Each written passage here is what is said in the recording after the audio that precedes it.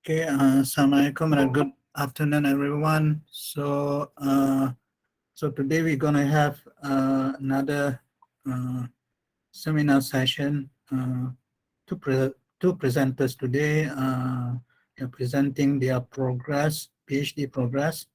So Logi Wei, I hope pronounce it Yes, correct, correct. Prof. Okay, you can start, I suppose. So you have about half an hour, but that will be inclusive of Q&A and transition time. Okay, can Okay, start. thank you. Okay, thank you, Prof.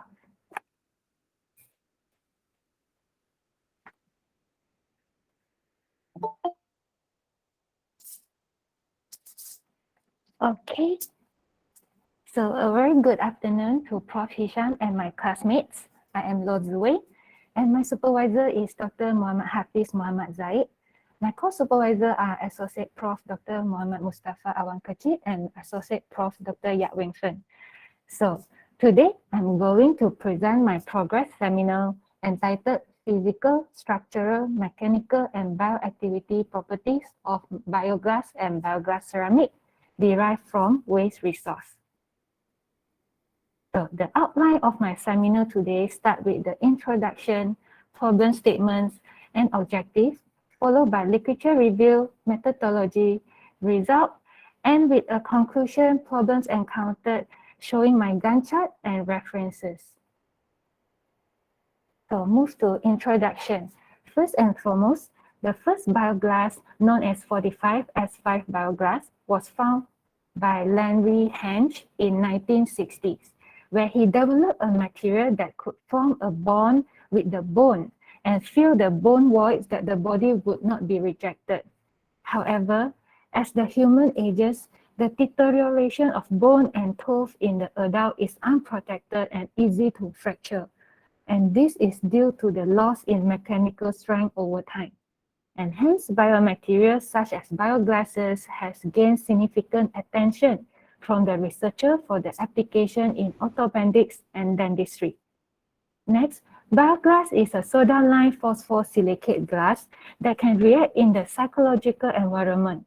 The surface will develop a biological active hydroxyapatite layer that can bond to the bone, where the hydroxyapatite phase actually is chemically and structurally equivalent to the mineral phase of the bone and teeth. While bioglass undergo heat treatment temperature to become glass ceramic can enhance the mechanical properties for better dental applications. Moreover, bioglass composition play an essential role to the bioactive properties of the bioglass. So according to Karasu and the co-workers, to get the optimal bioactivity, the silica content should be in the range from 35 to 50 weight%, where the phosphate will be in the 2 to 6 weight% is required to optimize the bioactivity. So this is the optimal formulation to use in fabricate the bioglass in both melt quench and sol-gel technique. Move to problem statement.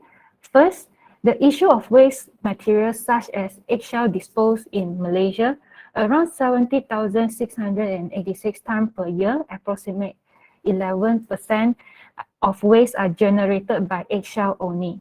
And eggshell waste has no economic value, and most of them are just ended up in landfill.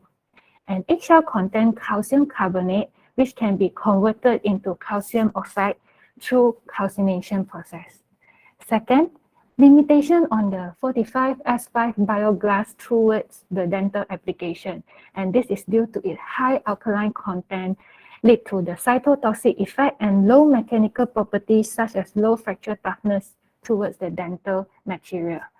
Third is the insufficient research on the effect of heat treatment process for the bioglass ceramic, as bioglass ceramics are claimed that it would affect the bioactivity of the final product. So here comes to the objective.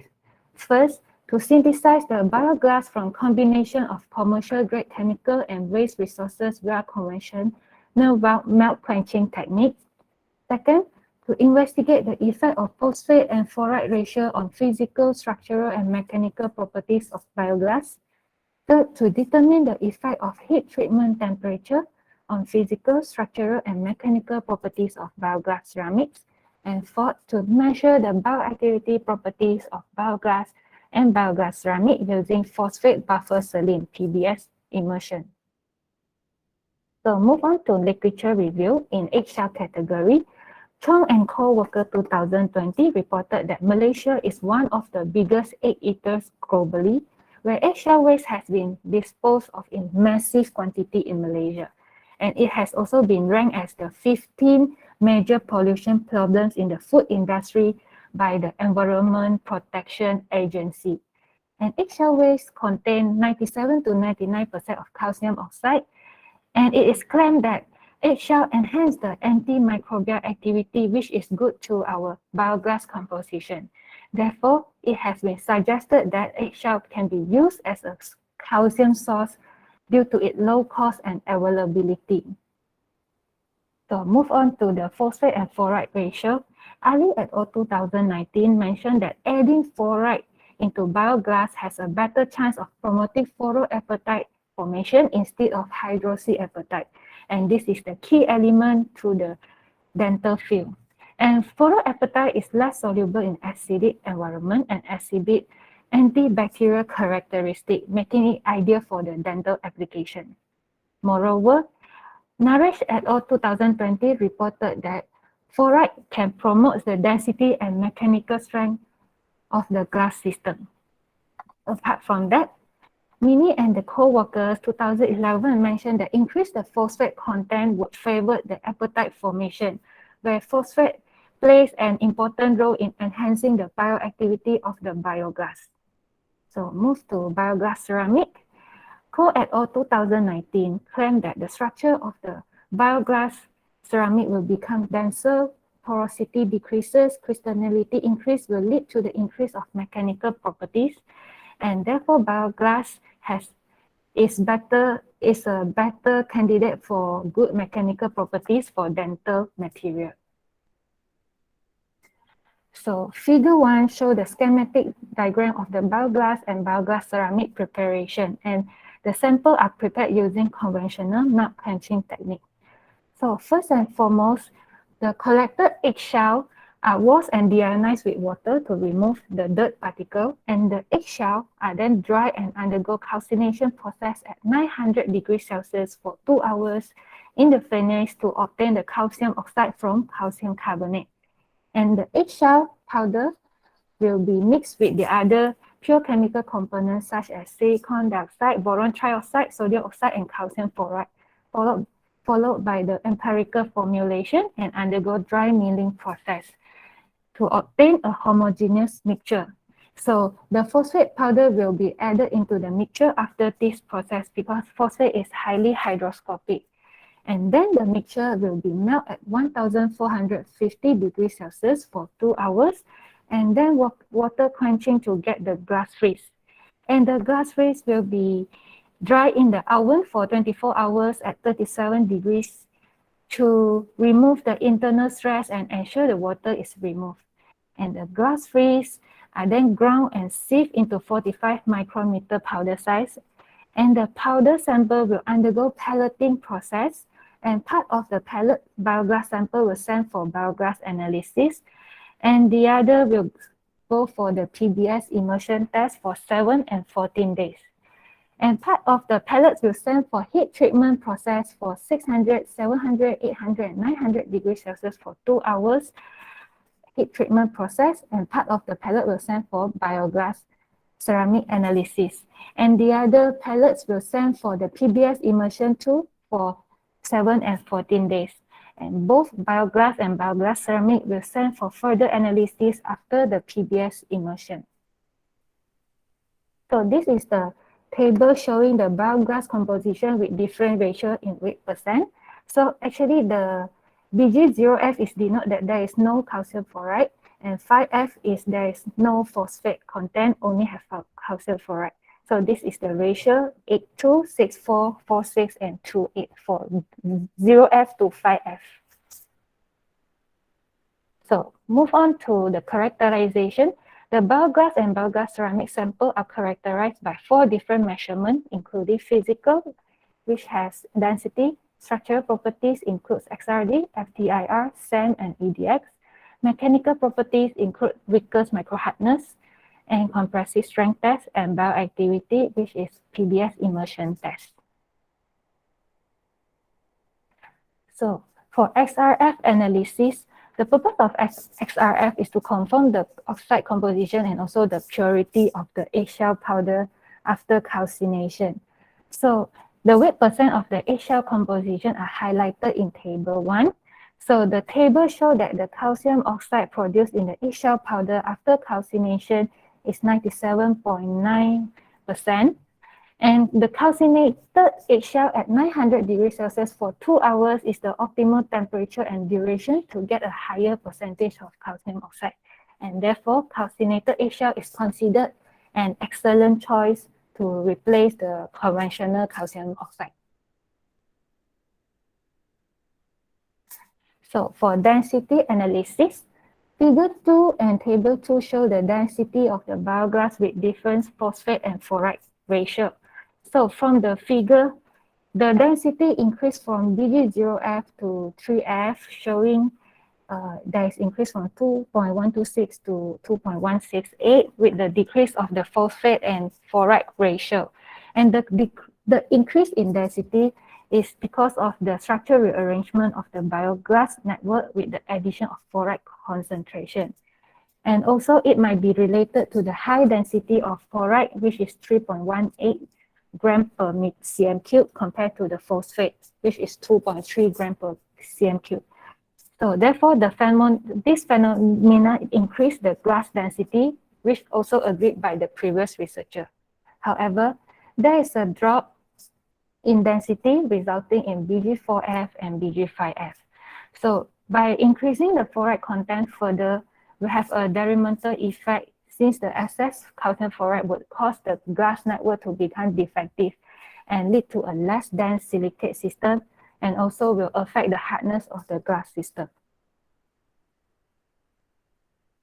So move on to XRD and FTIR analysis. So XRD investigation is conducted on the bioglass system to confirm the amorphous glass structure. So figure 3 shows the XRD pattern of the bioglass with different phosphate fluoride ratio. So from the graph BG0F to BG5F, they are showing broad hump shape for all the glass sample, showing that the characteristic of the amorphous glassy structure. And this is agreed also by the previous research, claimed that actually by adding the calcium fluoride content at below 10 wet% will not lead to the crystallization of the bioglass system. Because after quenching, if our sample get the crystalline phase, it will affect the bioactivity properties of the bioglass. And for FTIR, so figure 4 shows the FTIR spectra of the bioglass with different ratio. And from there, actually, we can see there's 3 SiO-Si band. And this 3 is assigned to the bending vibration modes, the stretching vibration, and also asymmetric stretching vibration modes. And actually, there's a peak in 552 per cm, which is the PO bending, and it is shown in BG0F to 3F.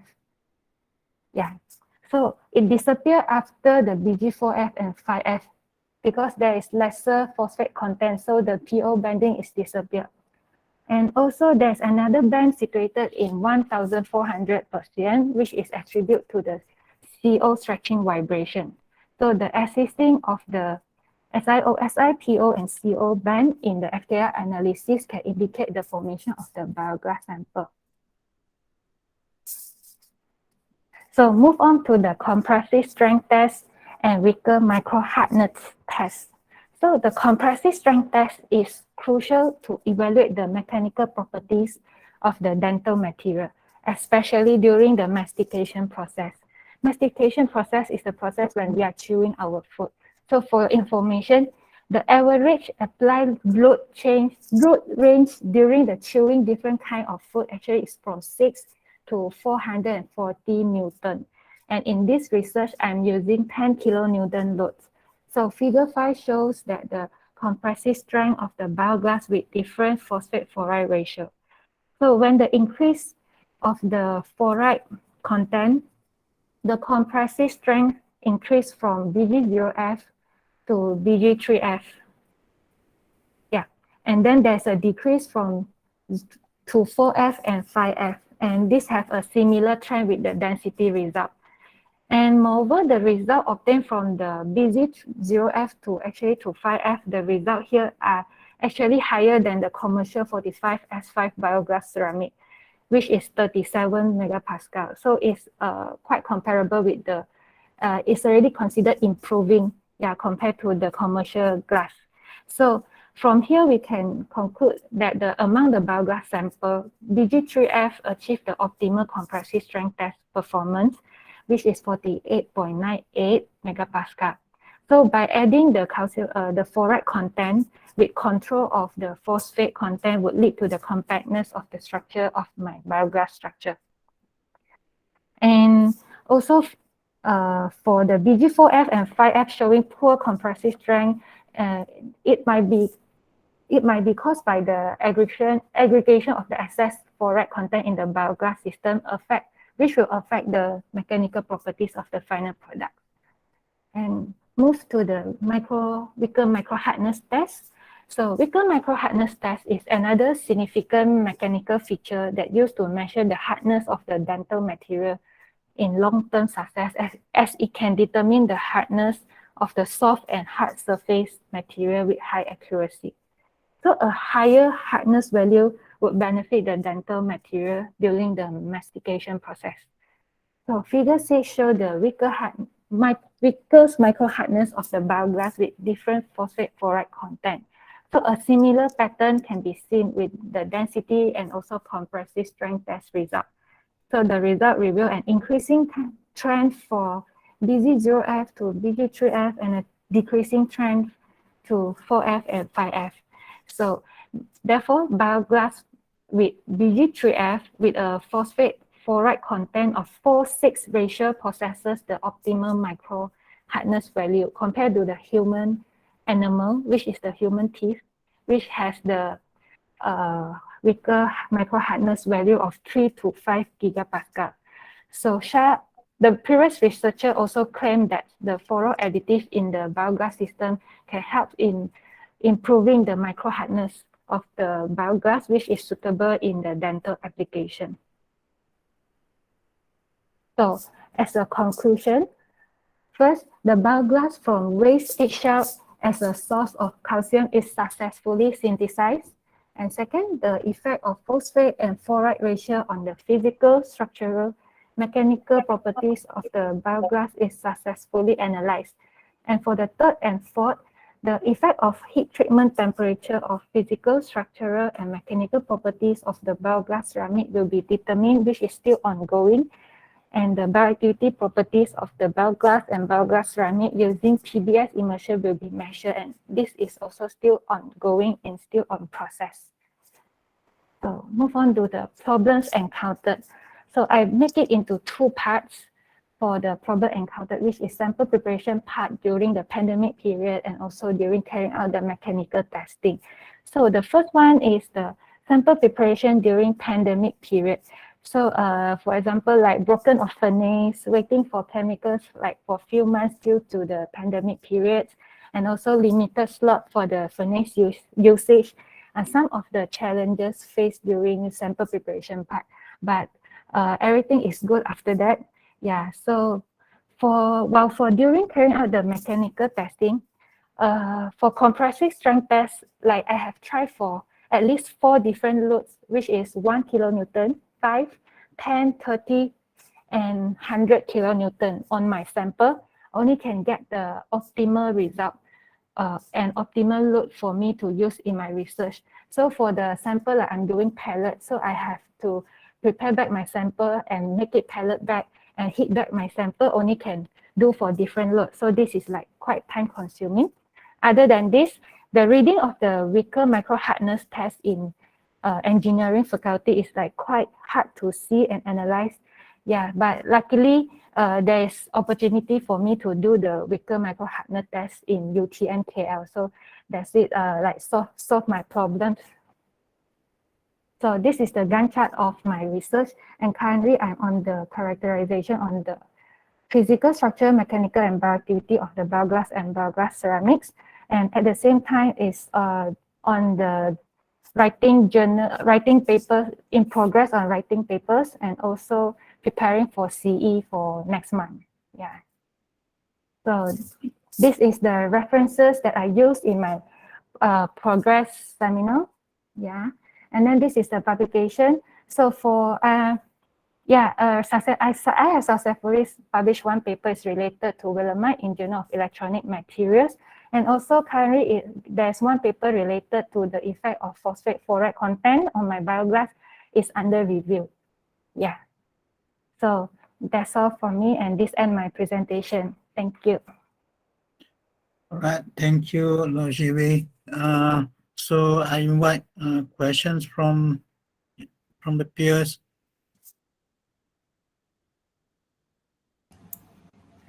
Yes, Prof. Assalamu alaikum. Hi, Doctor. Okay, go ahead. I have some question. Yes.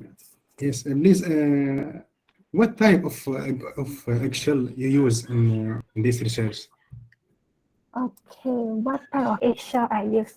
Okay, for information, actually I'm using chicken eggshell because I got my eggshell from one of the bakery in Sri Sedang. So I will just fix taking the eggshell from the one bakery. Yeah, I will not like using different bakeries eggshell, but I will just fix at that bakery, and then I will ask them like what type of eggshell they are using. So they are telling me they are using chicken eggshell. Yeah.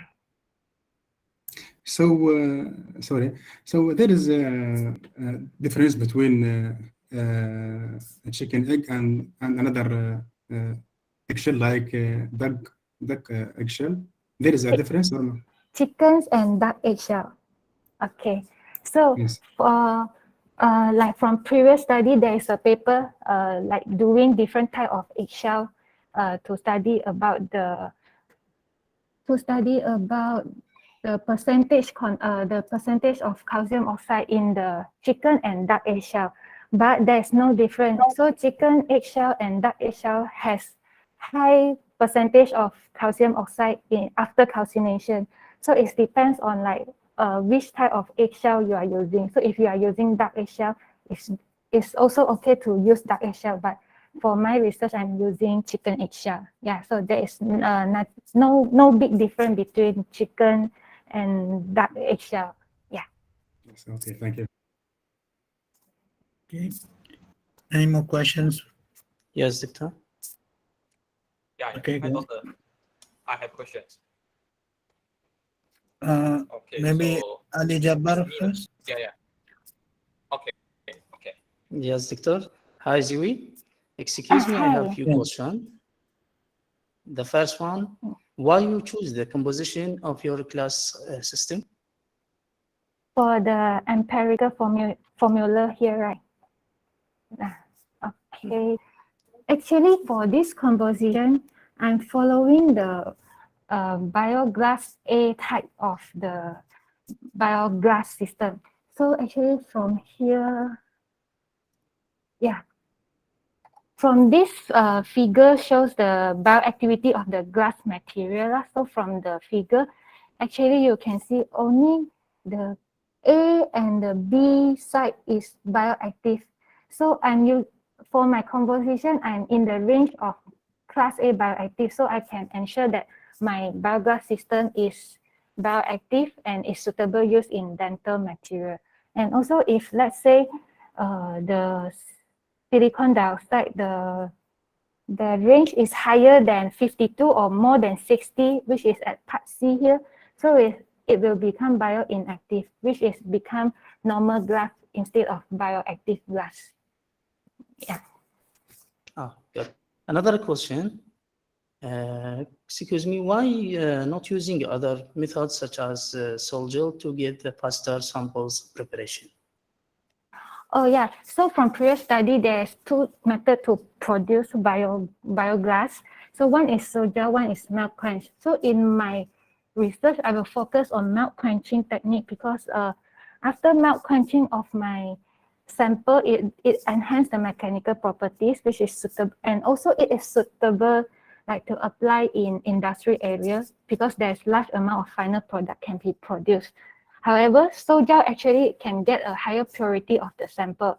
But after the sol-gel process, the sample that I get will form glass ceramic instead of glass. So like if let's say it form, when the glass sample form glass ceramic before the heat treatment temperature, it will affect the bioactivity of my sample. So yeah, so I focus on the melt quench technique in my research. Oh, good. The final question, which composition you think is the optimal one and why? For now, if let's say only focus on the second objective, not going to the third and fourth. So for currently, like what mentioned just now, BG3F will have the optimal one since it has the highest density and mechanical properties among the others composition. Yeah, but for now it's for BG3F. But after the bioactivity testing and also the bioglass ceramic testing, only can like sum out which one is the optimal composition. Okay, thank you so much. Okay, thank you for your question. Now Yin. Yeah, okay. Thanks, Doctor. So, a very quick question. So, I'm curious that I've seen your project that you there's one of the objective is to measure the bioactivity, right? So, I'm curious that how you going to measure and how did you justify which are the best for the bio activity for your sample? And also, as you presented just now, the eggshell, it consists of some of the impurities. If not mistaken, egg component, right? Please correct me if I'm wrong. So, is it this composition will be detrimental to human health? Because when we considering the application, when we want to applicate some products, we have, especially for human, inside the human body or human consumption, we have to consider a lot of things, which is included the dangerosity, or is it the component is safety for human health? So, can you answer me? Is it the impurities is safe for human health or not? Yeah, please. I matched two questions into one. So yeah. Okay, thank you for the question. It's a good question. I try to answer all of your questions. Okay, so for the first one, to measure the how I going to measure my bioactive properties of my glass and bioglass ceramic. First and foremost, I will determine by seeing the SEM and EDX result. So there is a before and after, the image for SEM before and after, but now it's currently still on progress. Let me show this. Okay, so for SEM and EDX, so there must be different for the image before and after. And there is the image for the fluoroapatite formation for me to investigate. So from the SEM image, I can determine is it bioactive or not. And then from EDX, I can see the elemental, is it the ratio of the calcium and phosphate is increasing or not. If yes, there is something, there's reactivity between my sample and the solution. Okay, and then for what you asked me just now, and also, yeah, for the bioactive, right, I also can like investigate through the pH and also the weight loss. So if, for example, if my sample is bioactive, there must be a weight loss, and also there must be an increase of pH meter from neutral. So currently for the PBS solution is pH 7.4. So if let's say my sample is reactive, it will increase up to to 11. So in the range of 10 to 11 pH is showing that there is hydroxy apatite or fluoroapatite formation during the process. And also for weight loss, since my sample, the weight of the sample is decreasing, so means that the surface of the sample actually is react with the water. So yeah, there is the degradation of my sample inside. So from here, I can know the bioactivity properties of my sample. So next to the eggshell, okay. So actually, calcium oxide has the highest percentage, but actually the others composition will not affect the, it will not become danger to the final properties because each of the sample actually plays their roles. Like MgO, actually, there are others researcher doing the biogas with different compositions such as MgO, and then K2O, SO3, all of this is actually the dopants only, so it will not affect the dangers of the final product. But if let's say I need to have a clinical test whether my sample during the application part, is it suitable to use in human or not, this one have to be passed to the engineering faculty, or either I have to cooperate with the dental industry to have the clinical testing. Yeah, but so far, I only can go until the bioactivity properties. Yeah, if for the in vivo testing, there's another route for me. Yeah, so far. Is it answering your question? Yeah. You answered my question, and thanks for the answer. Okay, Okay. and I think we have to wrap up for the first presenter. So thank you, Loji Wei, and we'll continue with the next presenter. Are you ready, Cheong Wei Moon? Yes, I'm ready. So now I have to share my screen.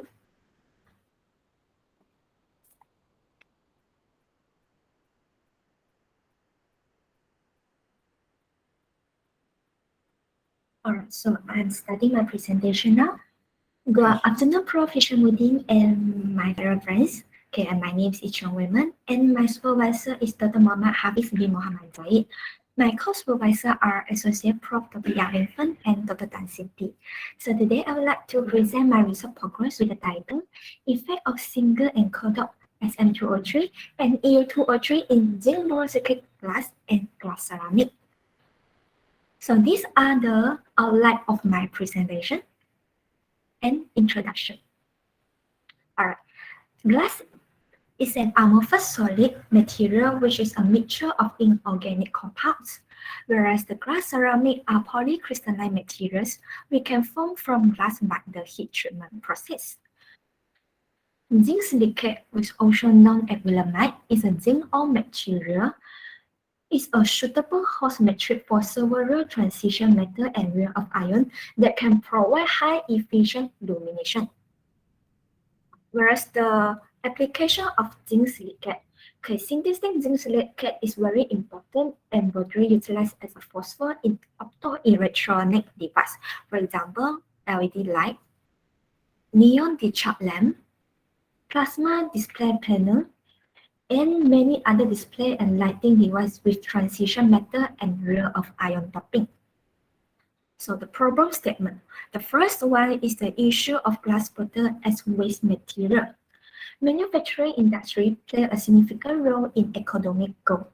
This industrialization procedure and huge amount of solid waste, such as glass bottle, that cause environmental problem due to the accumulation of waste and limited landfill site. Glass is an example of solid waste that need long period to decompose. To solve this problem, okay, the glass bottle will be used as an alternative source of SiO2, silicon dioxide. Next is the weak orange-red emission on zinc-borosilicate glass and glass ceramic. Okay, zinc-borosilicate glass has a advantage. The advantage in illumination instability caused by a very low absorption rate that have limited further application. There are several approaches to overcome this weakness. One of which is introduce the rare earth ion into the host glass. So in this work, I will single and cold dop of the SM, samarium, and EU europium ion to enhance the orange emission in the glass sample.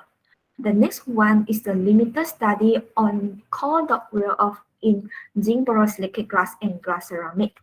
Okay, actually there are several research focusing on the cold dop of samarium and europium in different glasses. For example, borate glass, zinc phosphate glass, and calcium aluminosilicate glass. However, the study on cold dop rare-earth in zinc-borosilicate glass derived from the SLX glass and glass ASA glass is still minimal. Therefore, in this work, we will use the samarium and europium ion to coat off in the zinc-borosilicate glass and glass ceramic. Therefore, the objective of this research is to synthesize the rare of samarium trioxide and europium trioxide dot zinc-borosilicate glass using glass water with zinc oxide and boron oxide. Next, to study the effect of SM203 and EU203 single dot in zinc-borosilicate glass on structural, elastic, optical, and illumination property. The third one is to investigate the effect of sintering temperature on the phase transformation, optical, and illumination properties of SM203 and EU203 single dot in zinc-borosilicate glass ceramic. The last one is to optimize the illumination performed by cold dop SM203 and EU203 in zinc-borosilicate glass and glass ceramic potential as phosphor host for optoelectronic application. So next, we move to the literature review. SLS glass bottle, or SLS glass, also known as soda lime silica glass, which is a well-known glass product that accounts for 90 to 95% of all glass manufactured globally, and it normally consists of 70.5% of SiO2, 12.5% of Na2O, 11.3% of NaO, and 2.8% of Al2O3. So there are several advantages of the SLS, which are chemical durability, thermal shock and chemical corrosion resistance, compatibility with conventional optical component. So for the rare-earth dot optical glass has a great potential for use in the field of temperature-sensitive detector and LED phosphor. Additionally, the rare-earth ion exhibits a significant illumination because of its unique configuration. The transition of rare-earth ion fall in the 4s shell and evolve the 4f and 5d 4f shell, which are shielded by the 5f2, 5p6 orbital. Among the rare-earth, the samarium and europium ions are interesting dopant elements due to their potential use in photonics, such as color display, underwater communication, visible solid-state laser, and LED. So for the samarium, additionally, the samarium ion also have a high intensity excitation at 403 nanometer wavelength and a very intense emission at wavelength 600 nanometer. So the samarium ion have excellent emission at this region, 4G5 per 2 to 4H9 per 2 in the orange reddish spectral region. So this one is at the emission at 600 nanometer. And the luminescent material dot with the samarium ion have been used as orange reddish or reddish orange emitter phosphor. Next, the europium ion are also utilized in various technological uses due to their reputed electric dipole transition 5D0262 at the wavelength 611 nanometer, resulting in the consistent perfect red light emitting central for display system. Now we move on to the methodology. So I will using the zinc oxide, ZnO, B2O3, and SiO2 as my starting material. Meanwhile, the SLS glass bottle I will use as a source of SiO2. The cleaner glass bottle was first crushed using a plunger, ground with a mortar and pestle, and then sieved into 45 micron to obtain the fine powder. After the obtain the SLS5 powder, the SLS glass powder will well mix with the ZnO, P2O3, and the rare earth, for example, samarium or the europium, and go through a milling process for 30 minutes to ensure the homogeneous powder, to get the homogeneous powder. Next, the alumina crucible, okay, with the mixture will melt in the furnace at 1300 degrees Celsius for 2 hours. After that, it will quench in a stainless steel mold. After quenching in a stainless steel mold, the glass sample and the mold will annihilate in another furnace at 400 degrees Celsius for 1 hour to avoid the thermal shock and the air bubble. This is the obtained bulk glass sample. So the obtained bulk glass sample will go for the further analysis, and then the bulk sample will also go through the sintering process at 700, 800, 900, and 1000 degrees Celsius to get the Bioglass ceramic. And after that, after obtain the Bioglass ceramic, will also go through the further analysis. So after analysis, we will select the formulation of the SM3 plus dot glass with the optimal lumination performance to call dot with the europium EO3 plus with this weight percent to call dot with europium, and then after call dot, repeat the glass and glass ceramic fabrication procedure and go for the further analysis to get the optimum percentage of the call dot percent. Characterization. So I will study on the physical, structural, and optical and elastic properties of my sample. For the physical, I'm studying on the density, molar volume, SRF. Structural properties are using the XRD, FTIR, SCM with EDX, and the optical properties is the UV spectroscopy, PR, CRE, and also the UV light emission color analysis UV lab. And for the elastic, I will using the ultrasonic spectrography and study on the elastic moduli. So now we will move on to the result and discussion. So this table 1 shows the chemical composition of SLS glass water that obtained from the SRF analysis. So from the table, we can know that the SLS glass water consists of 68.9 weight% of SiO2, 13.6 weight% of CaO, 13.5 weight% of Na2O, 1.93 weight% of Al2O3, and 1.97 weight% of other oxide. So the figure 1 show the XRD pattern of zinc-borosilicate glass sample with various samarium, which is at A, samarium, and various europium dopant at part B. So from the XRD pattern, from both figures, we can see that it indicates a similar XRD pattern from both, and which there is a broad hump in the range of 20 to 40 degrees here. Okay, 20 to 40 degrees here, demonstrating the dominance of amorphous structural arrangement in the glass system. Furthermore, there are no PR present in the XRD pattern, indicating no crystalline form in the glass sample. Hence, the glass sample indicates a fully amorphous phase.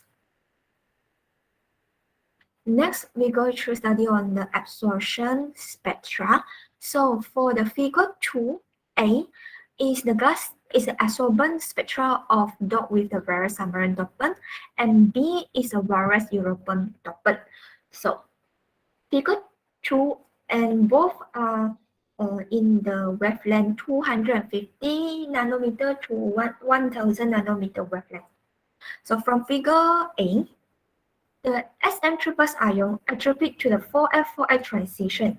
So the absorption spectra with SM3 plus dopant indicate the absorption band of the SM3 plus ion as it transitions from the ground state, ground state 6H5 per joule to the higher level of 4 F7.2.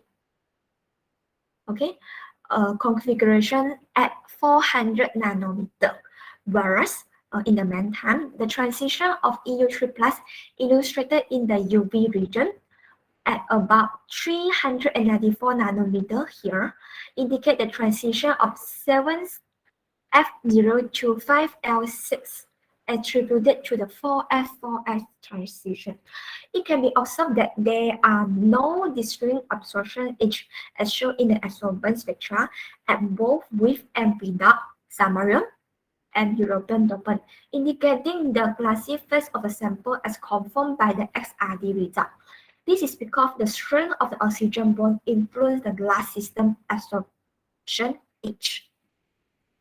Now, we move on to the optical band gap for the samarium. So the figure 3 show the figure 3A show the direct around transition, and B is an indirect around transition.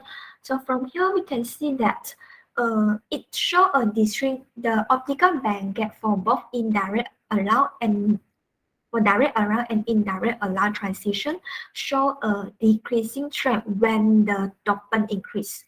So decreasing trend when the dopant increase. In the meantime, the optical band gap of EU3 plus also show the similar trend, which is the optical band gap decrease when the EU3 plus ion increases. So the increases in the SM3 plus and EU3 plus content will lead to the rise in the non-bridging oxygen MBO, resulting in the glass structure become more disordered. EU3 plus ion and the SM3 plus ion in here, which will behave as a network modifier in the glass system, have destroyed the creation of bridging oxygen. So it also reflected in an alternation to the glass matrix arrangement. Now, we move on to the refractive index. So the figure 5A shows the refractive index for the samarium, and 5B shows the refractive index for the European contact. So the refractive index for both samarium and European show an increasing trend when we increase the samarium and European dopant into the system. So this rise in the refractive index could be due to the combination of samarium oxide or European oxide in with higher polarizability, which produce a huge amount of oxygen ion and alter the coordination number. The refractive index for both types of sample can see that it's range from 2.1 to 2.2, okay, 2.1 to 2.2 here, indicating that the glass system is suitable for optoelectronic application, which is supported by the previous research. The next one, we move on to the outburst energy. So outburst energy is another important criteria to evaluate the disorder degree of amorphous and crystallized system. So from here, figure 6A is show outburst energy of samarium dopant. 6B is the European dopant. So from here, we can clearly see that both outburst energy show an increasing trend when we increase the dopant, like samarium and European. So the increasing trend reflect the increasing trend of the outburst energy reflect the creation of defect and an increase in the disorder in the glass system.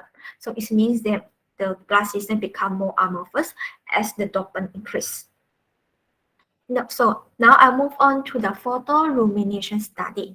So now I will discuss the samarium ion first. So the figure 7A show the emission spectra for the SM3 plus, and the B part is a CIE chromaticity, and the insert here is the glass sample under the UV lamp excited at 375 nanometer. So for the Zinc-Borosilicate glass that without the samarium dopant, it shows a 3-man emission peak, which is at 550 nanometer green region, 574 nanometer yellow region, 707 nanometer which is red region. When the SM3 plus ion introduced the glass system, there are several emissions appear. And the glass sample exhibit two most index emission at 602 nanometer, which is the orange region, 644 nanometer, which is the orange reddish region, show an increasing trend, and it show an increasing trend when the essential part dopant increase. And from here, we can see that the sample with the 3% samarium dot show the highest intensity emission, which is agreed by the CIE and the UV lab result. So the most intense peak appear at this one, 602 nanometer orange region, show that the samarium dot, the zinc-borosilicate glass, can be effectively excited in the near UV LED, and therefore the 3% samarium dopant is the optimal concentration and will be chosen to co-dot with europium. Next, we discuss on the photolumination of the EU3 plus ion. So from here, okay, Sam, the figure 5A is the emission spectra and 5B is the CIE and the UV lab. So when the EU3 plus dopant up to 3% here, the emission band appear at here 578 nanometer, 592, 612, 652, 699, 734 nanometer. Okay, so and the reddish orange emission is here 612 nanometer, indicate the most intense emission among all emission.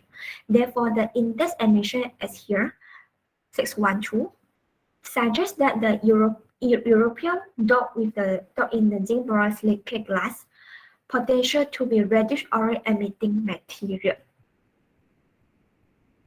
and is also agreed by the CIE and the UV lab.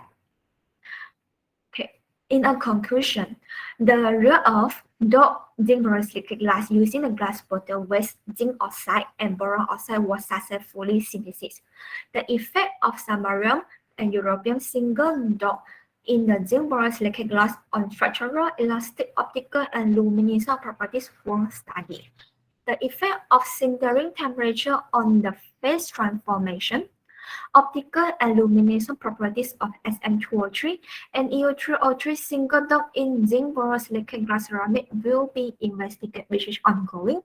The luminescence performed by co-dot SM203 and EU203 in zinc-borosilicate glass and glass ceramic potential as possible host for optoelectronic application will be optimized, which is ongoing. And next, move to the challenge. So there are some few problems that occurred during my research. The first one is the MCO period. So I believe that all of us facing this challenge during this MCO period, and I face it too. So we are unable to enter the lab for almost 2 semesters during this period. So to overcome these challenges, I try to complete my core subject in these 2 semesters and manage to complete my sample preparation or sample synthesis during the semester 3. Next is the equipment problem. Okay, initially, the obtained glass part from the mold for me to obtain the glass part needed to be cut using the diamond blade. However, I faced a broken problem with the blade. Therefore, I DIY a mold to skip the cutting process to overcome this issue. This is because to buy a blade also take a long time, and I'm rushing with my research, so I try to DIY another mold to skip the cutting process to solve this problem. So this is the Gantt chart.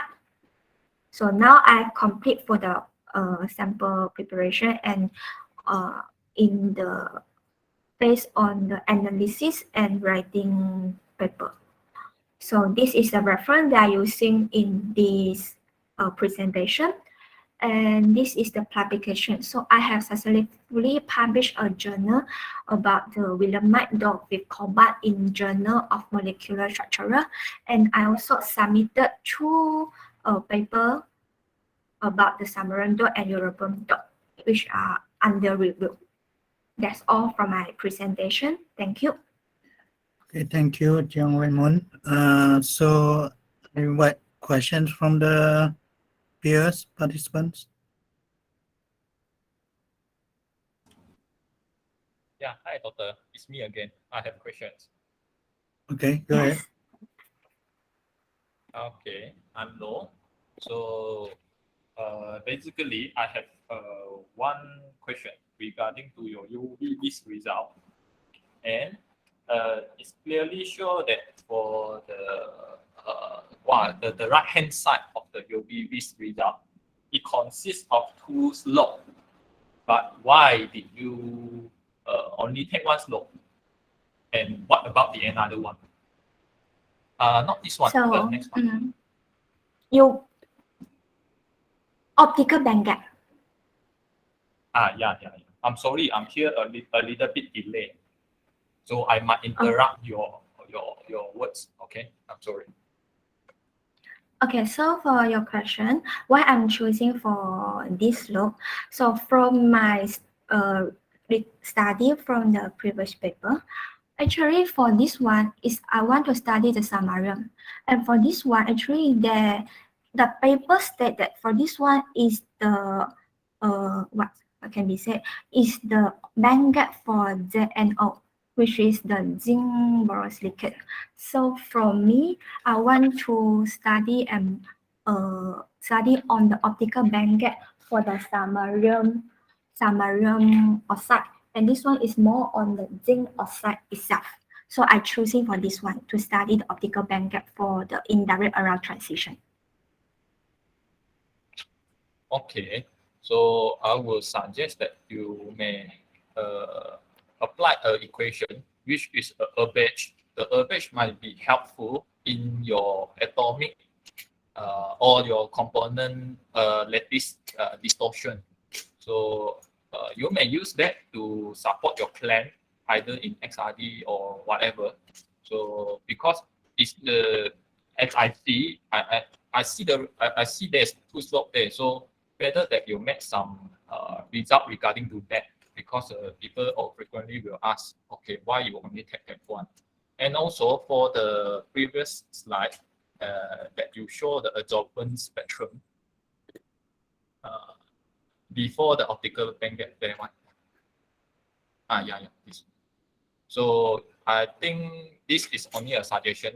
You might focus only on 350 to 450 and lower down the y-axis from 0 to 0.4, because I maybe I'm old, I can't see it clearly what is the difference from my laptop, and you might zoom it in, and also you describe it in the what transition from what transition, right? So it is better that this one also only suggestion. So it is better that if you can illustrate out the energy level diagram and tell the audience or tell the people, this is the this peak is according to what energy band to what energy band, and then it might be helpful in your explanation during your presentation. I think that's all from me. All right. Yeah, thank you. All right, thank you for the suggestion. So for the energy level diagram, actually I have drawn. I just not presented in this seminar progress because there are already too much data I want to present. I also want to catch up for the time.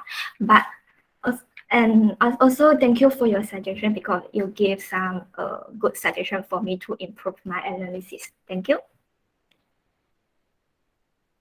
Okay. Any more questions from the audience participants? Yes, doctor. Yes. Okay. Hello, go ahead. Aman. Hi. Hello, Aman. Yes, I want to ask you about band gap. So your band gap is decreasing indicator. So what's the result we can get?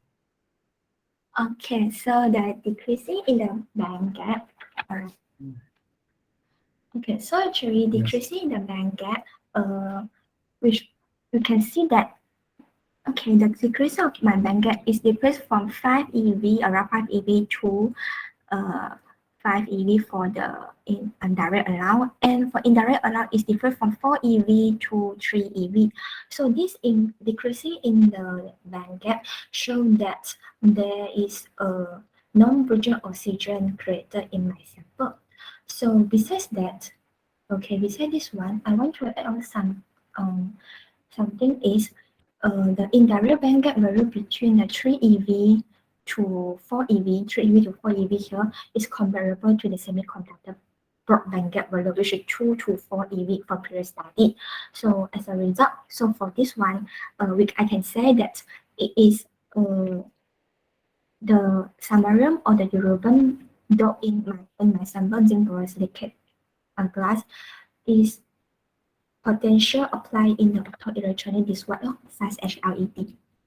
Yeah, thank you for your question. Yes, okay. Sorry, I have another question, please. All right, no problem. Yes. Did your color in UV lamp you use it showing improving to orange red or no? All right, so actually it can see that it show improving. So from here, we can see that this is the UV lamp, my sample under excitation of UV lamp. So for the sample without doping, the Zinc-Borosilicate, you can see that there is no light emit. And when the samarium incorporate or dot into the sample, they have a light emit.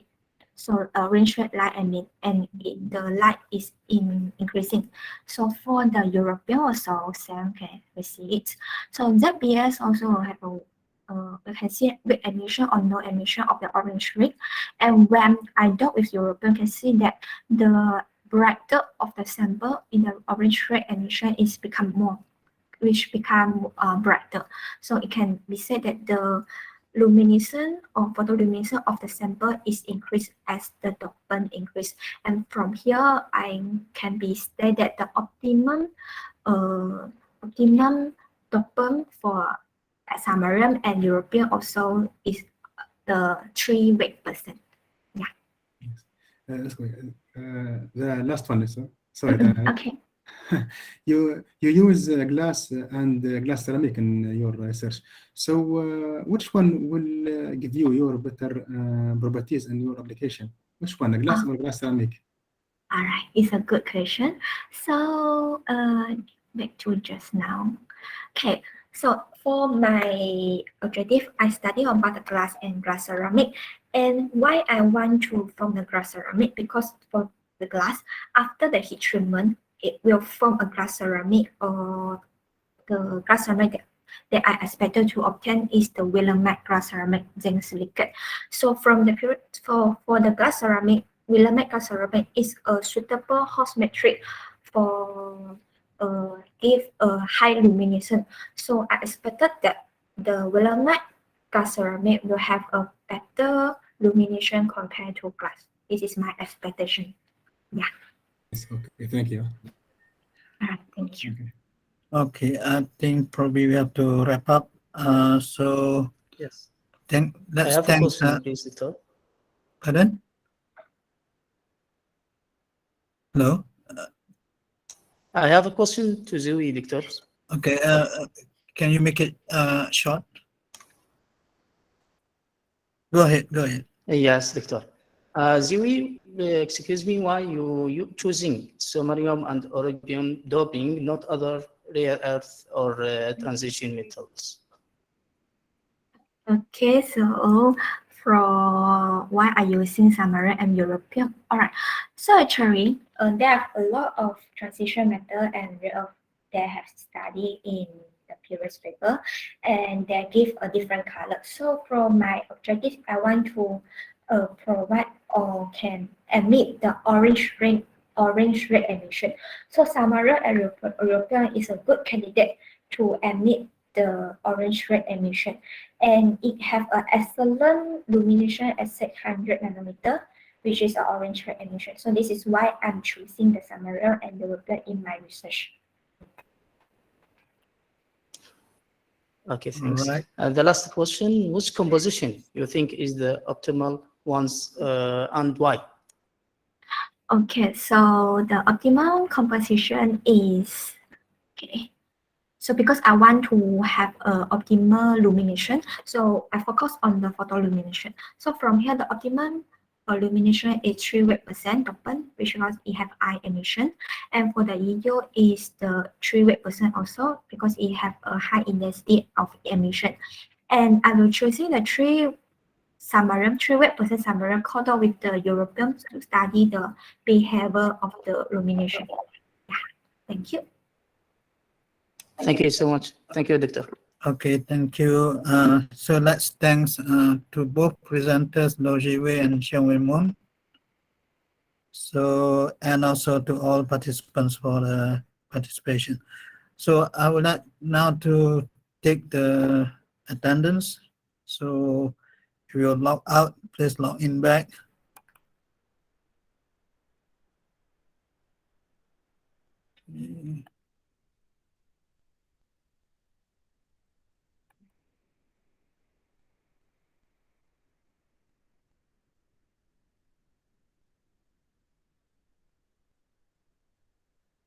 Hang on, there's always a problem here.